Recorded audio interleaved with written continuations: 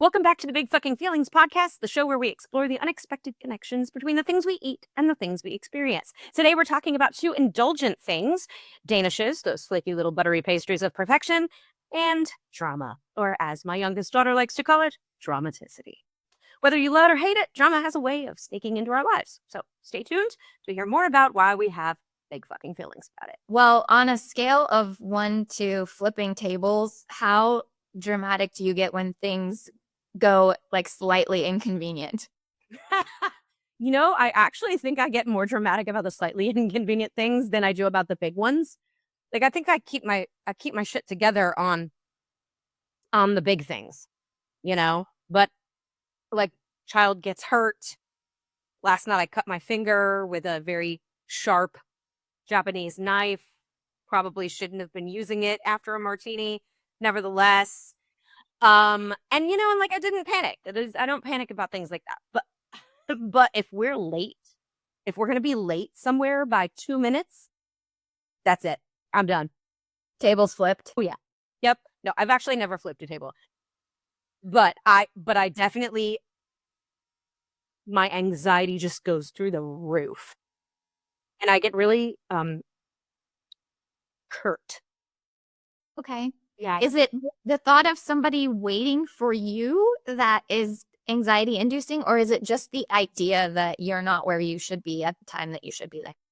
A little bit of both, but I think my biggest thing, well, first of all, it stems from my childhood. My dad used to wait in the car while my mom got 4 kids ready. And he'd be like, TikTok, like, maybe you want to help there, Frank. Maybe you want to just getting like blowing the horn, like, yeah, rest or something. Yeah, instead of listening to class.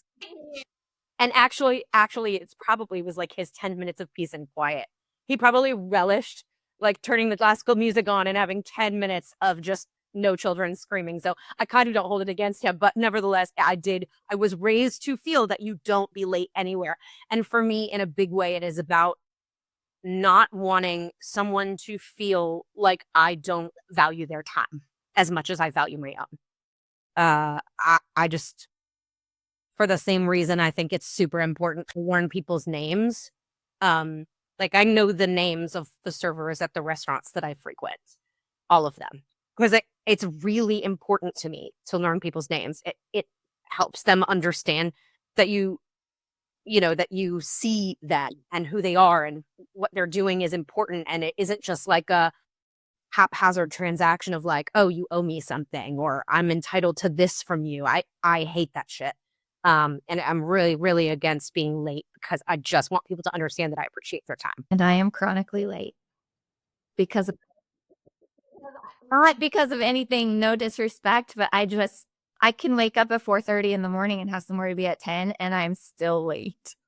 And that just doesn't, but then I know people, you included, who aren't always on time and I don't think anything of it. So I guess that's the juxtaposition, right? Is like, it's so important to me to not be late because I'm so concerned about how someone's going to view me, but I don't view somebody badly if they're a couple minutes late. Like, I don't know. So I don't know. I guess it's just, and It's a mind game. It's a mind game. Yeah. Okay, well, I have mildly inconvenienced gripes this morning. okay. I ordered us Danishes for this episode. That's what I thought you told me. I requested an assortment of Danishes because I thought it'd be so nice to have, a few options to be like, yummy. Sure.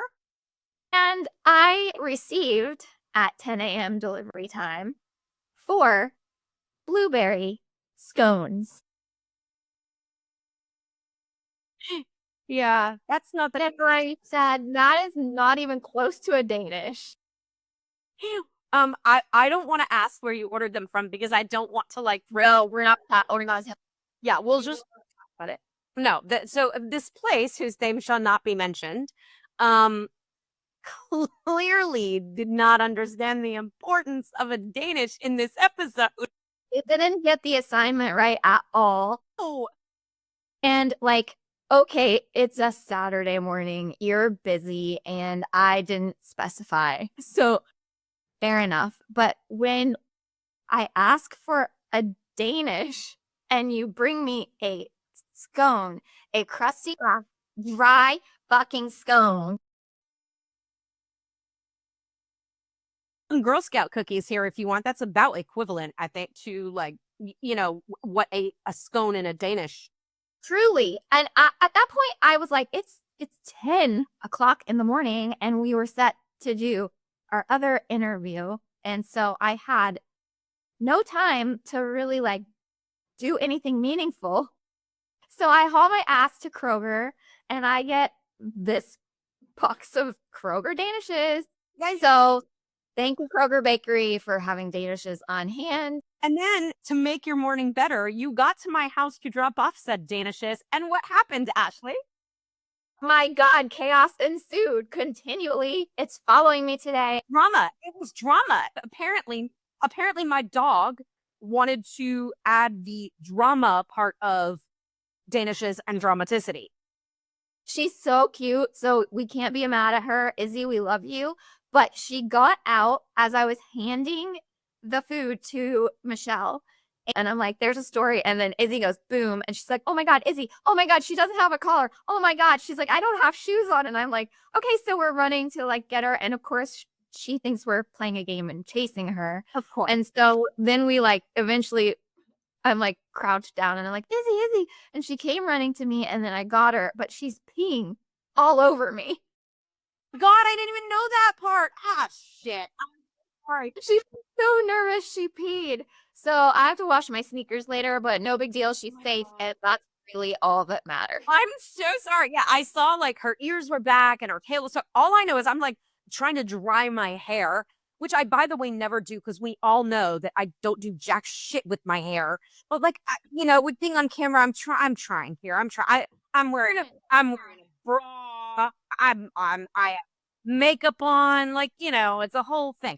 Anyway, so I'm drying my hair. And I hear this like 911, Jenna! What? Oh my God! It's Danishes! How bad can it be? and then I realized that she has taken off like a shot. And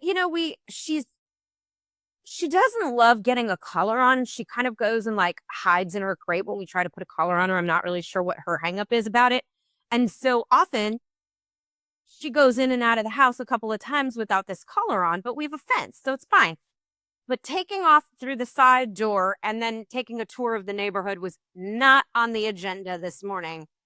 But she got great joyride out of it, and she never looked happier, if I'm going to be honest. Biggest smile to her when she crossed the road. I was like, please don't do that. Well, your sneakers have probably seen better days, but I'm glad Izzy enjoyed it. They're fine. But on that note, let's eat these Kroger Danishes. What? Like a toaster strudel that's been left out? It's like vagina is what it looks like. Right? I'm shocked. That thought did not cross my mind as I got the tea. Cheers. Now we're going to take a bite of this on camera. It's just so inappropriate. That's fine. Jesus.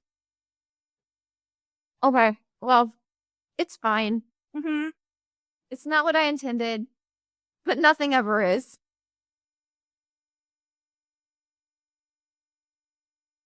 I'm sorry. I'm still reeling from it. Okay. While you're recovering, I'm going to tell a story that I wanted to have a grand entrance for this particular episode that felt very dramatic. And I, once again, major fail because I could not find what I was looking for, but it's worth talking about anyways. I have clip-on bangs, and I felt that it would be very like dramatic to come back after just having seen you 10 minutes prior to be like, and now I have bangs. But this didn't happen because I could not find them in time. Can I ask you a question? This is Sure. Real talk. Why do you own clip-on bangs? Why do I own half of the shit that I own?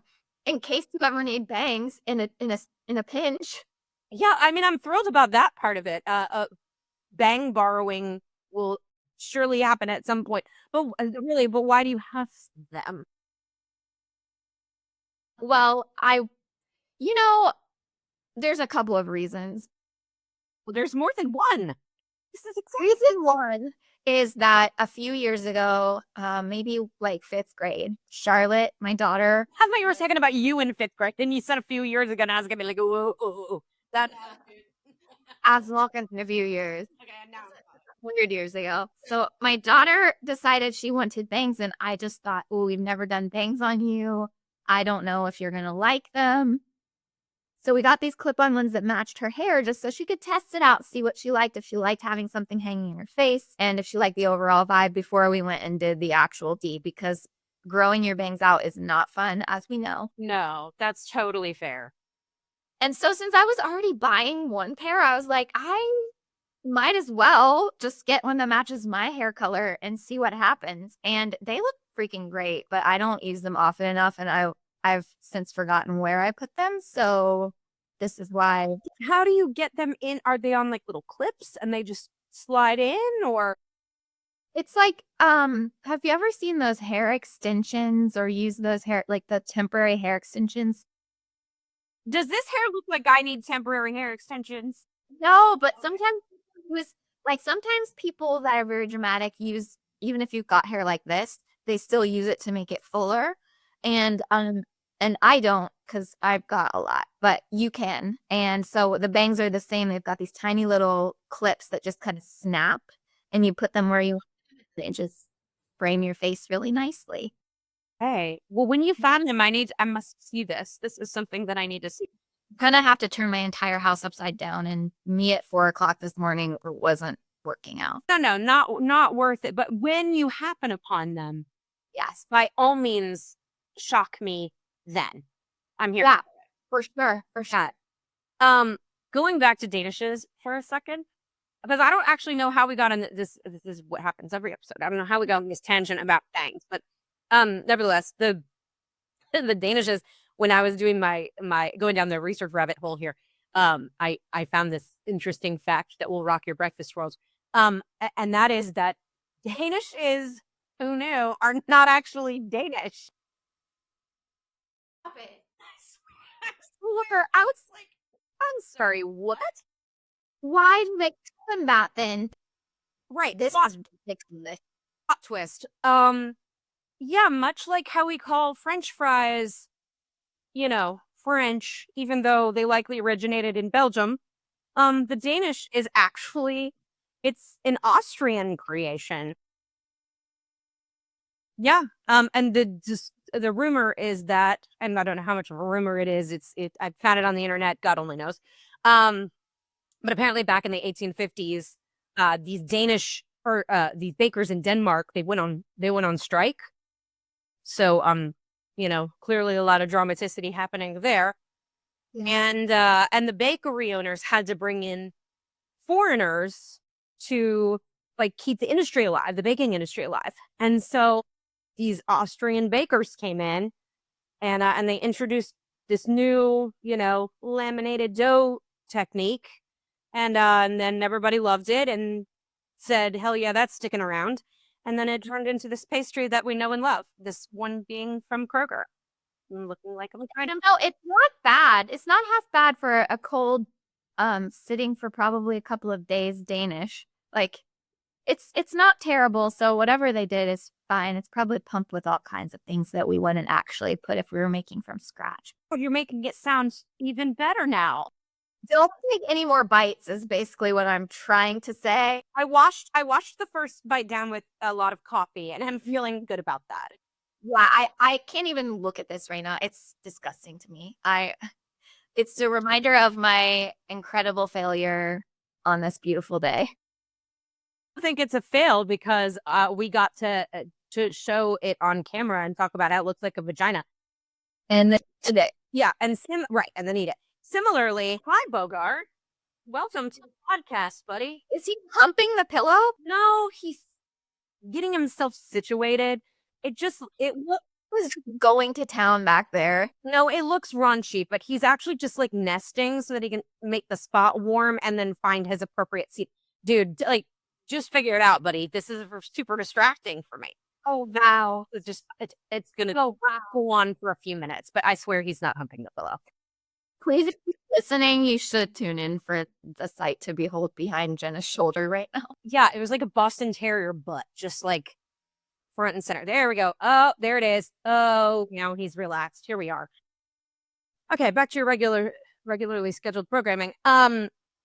So interestingly, what I was saying earlier about this, how the Danish looked like a vagina. Interestingly, the other thing that I that I discovered about the Austrian influence on Danishes is that they even call it in there they refer to it as wiener bread, but it's spelled wiener bread, and it actually means Viennese bread.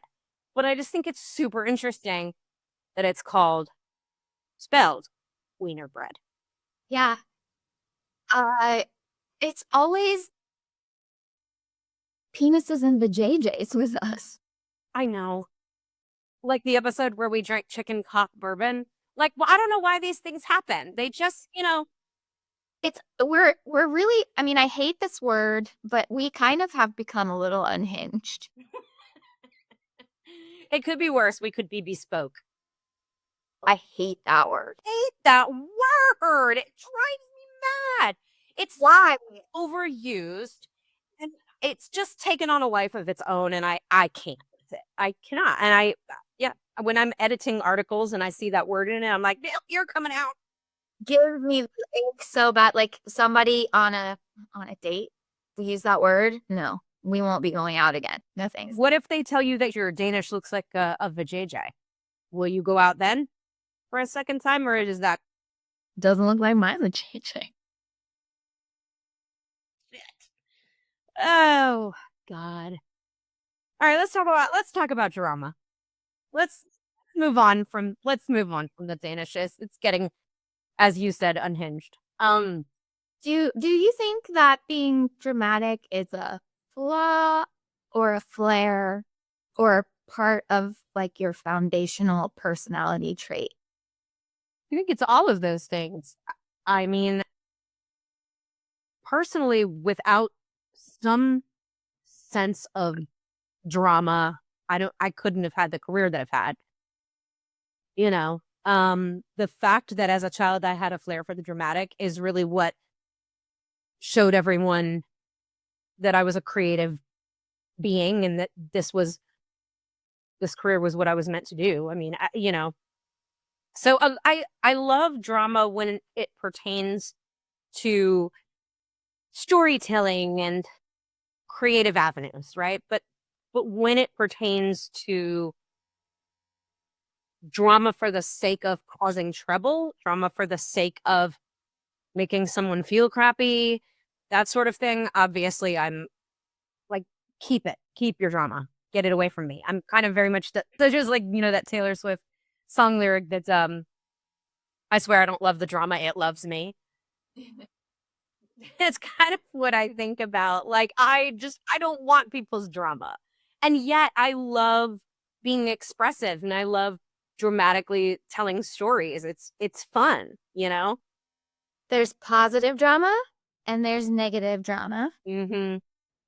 And I'm here for all of it. Well, you're clearly not the only one, because otherwise we wouldn't love shows like Real Housewives and, God, going way, way back, Jerry Springer. Like, look at the drama that ensued on that show, I mean, or like even, there's a reason why so many people who can't stand Kanye West follow Kanye West, because his Twitter meltdowns are epic. Like, drama is entertaining from a safe distance. Right. From sit back with your coffee or tea and just side eye it. Maybe a little popcorn, Sure. Enjoy the show. Yeah. But like, we sure as hell don't want to be a Karen.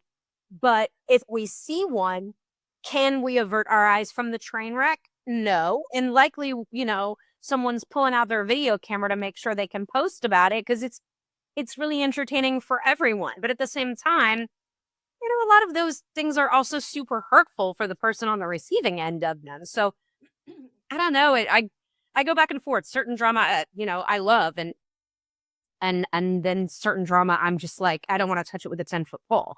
I don't want to stir the pot. I don't want someone to stir the pot in group chat just to see what happens. I don't want to see what my ex is up to. That's a dangerous game. Like, I don't want to, I'm like, I don't care. I don't want to inflict drama and pain upon people just to kind of as a social experiment. That's highly uninteresting to me. But I like watching a TV show that's got fun drama in it. Yes. Speaking of, I have to sidebar with you later because I'm watching some shows right now that are giving me all kinds of feels. And I've never been a psychological thriller type of a person. Okay. But I am lately, and I find this very interesting. Well, do you want to tell me what the shows are now? Or you want to withdraw? Well, like, I got really into Severance, as everyone has. Okay. I still haven't seen it, so. Oh, well, you're in for a ride whenever you decide to. It's amazing. And then also the show Paradise is so good. Sterling Brown and James Marsden are in it, and it is so good. And it's like, I'm not going to tell you because it's just so good, but this is the kind of dramaticity that I am into. Like, give me like suspense and surprises and turns around corners that I didn't even know existed. Like, that's what I'm here for. Yes, same. And then on the other side of things, I was going to tell you this story about the kind of drama that this is like a perfect example of the kind of drama that I just don't want to be involved in. Many years ago, and I wrote about this in one of my books, but I was reminded of it when we started talking about doing this episode. So my friend Sal, who's been one of my best friends for many, many, many years, he had just like finished one of his first films. This was like before Harold and Kumar Go to White Castle. It was like pre that. Okay. So he did this film and he invited me to go to the premiere of the film. And I was so excited to support him. And it turns out that I also knew some of the other cast members from, past stuff. And so I, in fact, one of the people in the film, I used to run script lines with her. She lived near me and was just getting started in the business and would call me sometimes to like run lines with her and give her notes. And it was really sweet. It was like, so I go to the premiere and it happens that I also know some of this girl's family and I saw her brother. And he ran up to me and he hugged me and he was like, "Oh my God, it's been so long. My sister's going to be so excited to see you. Like, she's over there with some of her friends at a table. Like, you have to go say hi. She's going to be thrilled to see you. It's been too long." It had been, just a couple of years. Not so long. But anyway, so she was sitting at her table with like these very, what I would call mean girls. Sure. Hoity-toity, daunting, as sometimes Hollywood tables can get. And they were all in a conversation. So I stood there and I waited for a minute because I didn't want to interrupt. And, I figured, well, she's going to see me in a second. She'll see me. And she kind of glanced over and saw me standing there. And I thought, oh, we're going to finish the little combo and she'll say hello. So finally she looks at me and she goes, "Yes." And I didn't really know what to do. And I thought, okay, like, I still look the same. It's not been that long. And I'm like, my head is racing with trying to figure out why this is the response I've been given, right? And the last time that I had seen her, I had been helping her run lines and she was asking for my expertise. And I'm like, you're on a show. It would really mean a lot to me if you would like help me with this audition and that kind of thing. Anyway, so I was like, I reintroduced myself because I thought, oh, maybe it's not clicking out of context or whatever. So I was like, "Jenna Von Oy, it's so good to see you. It's been a really long time. And I just wanted to like congratulate you on your success. I think it's great." And she was like, "Yeah, thanks." And goes back to the conversation. I felt so shitty. And I like slowly backed away. And, as I'm walking away, she looks at her friends and she goes, "Yeah, I have no idea who the hell that is." And I was floored. It was such a mix of emotions about it because obviously it was just shitty and she clearly knew very well who I was. And we'd spent enough time together. We'd gone to lunches together and hung out in the same circle of friends for a long time. Like, she knew exactly who I was. There was no, like, mistaking what was going down. It was just drama for the sake of drama, you know what I mean? And it was it was so disgusting. It was such a disgusting display. Anyway, I just wanted to share. No. Okay, first of all, I'm so sorry that happened because it that's just like one of the worst things that can happen to a person when you're just extending a kindness and being friendly and it's like not welcomed and received in the way that it really should be, even if you guys had never met and you just knew of her and you were in the same room, it should have been a different story. Yeah. That is messed up shit. I do not. No, I like mean girl alert. My whole thing was, you don't have to invite me to sit down with you and your friends. Like, I'm not, but you don't have to pretend to not know me either. It's just like a weird, and what is the end game there? Like, what is the purpose of that other than just being dramatic and rude, I guess. Yeah. So that's the kind of drama that I would prefer to avoid. Yeah. I hope that you forever avoid it from here moving forward and that never happens again because people like that don't deserve to have the success that they have. I'm all for people working really, really hard to get where they are about something that they're passionate about. And if that person is unkind, the universe can deal with them in different ways. At the same time, like, I don't think it's up to me to say that somebody does or doesn't deserve something, but at the same time, it really is such a huge disappointment to have a friendship with someone, or at least know them well enough to really feel like you're appreciated by them. Like, here, the last time you saw them, they were asking you for a favor, and then they're turning around and throwing something like that in your face. So, it's just disappointing. Like, it's a disappointment. That is disappointing. And knowing you and how generous you are with your time and your friendships and your just overall wealth of knowledge and support as a friend, like I feel bad because I think people should give what you give. You know what I mean? Like you should match that energy. I mean, it's always nice when people do think that that's not something I typically expect. Like, I don't, you know what I mean? Like, I don't want to give with the purpose of receiving equal to what I give because then I'm kind of setting myself up for failure in a lot of ways with some people, not with everybody, obviously. But like, that's just not what I'm doing it for. Like, I'm doing it because I'm spreading the joy and the love, and I hope that it's received in a way, or at least accepted. In that case, it was just weird because it's not like I wanted it back. I just was hoping it would be accepted. Yeah. Yeah. Silly scenario, but drama. So, okay, here's a same dramatic topic, new direction. What is the most dramatic overreaction to something that you've ever witnessed? Not been a part of, just like seen it unfolding before you. Mm.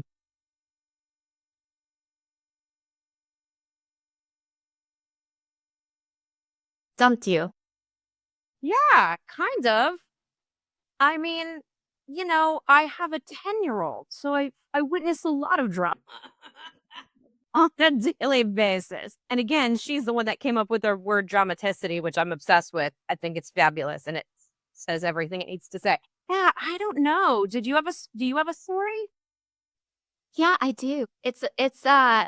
We were at an airport and my mom and my brother were waiting to get the bags from the carousel. And this old man was standing next to my brother and my brother was trying to get to the bag and the man, I guess, didn't like however my brother was doing that and he took the brim of the hat and slammed on it to like correct my brother. And my mom saw and she's hood, so she was like, absolutely not. And like it just went from there. It did have once. I was traveling, as a kid when I was going to New York for auditions. We would take the train into the city. And I remember once it was like very, very cold out. And so there was condensation on the window. And my mom had said, like, there's a lot of businessmen on the plane. And so the point was to try to be calm and quiet. And I was probably 6 years old, maybe 7. And as children often do, I was like drawing a little heart on the window where the condensation was. And this old woman who was sitting in the row behind me slapped my hand. And I don't think anybody could get away with something like that these days, but back then it was kind of not, I don't think my mom even saw it. I don't even remember what happened after that. I don't think she saw it. I feel like I've witnessed so many instances of people being super dramatic. Like, people who you say something and they completely take it to mean what they think it means versus what you've said and what the intention is. Yeah. And then you try to explain it. And some people, you just can't reason with them. Period. Like it doesn't, like there are some people that when they get it in their head, that things are, that you're coming from a place of, shittiness or whatever. That's it. That's it. You can't win. There is nothing you can say to make a difference, What's done is done. Yeah. Okay. Well, I feel that those kinds of people may be holding grudges a lot more than like the free-spirited, free, like forgiveness type of person who moves on and pivots quickly after mistakes. And so like maybe there's something there about like people who just are crotchety old grudge holders in their souls, maybe not even their age, but their soul is an old like curmudgeon type of a person.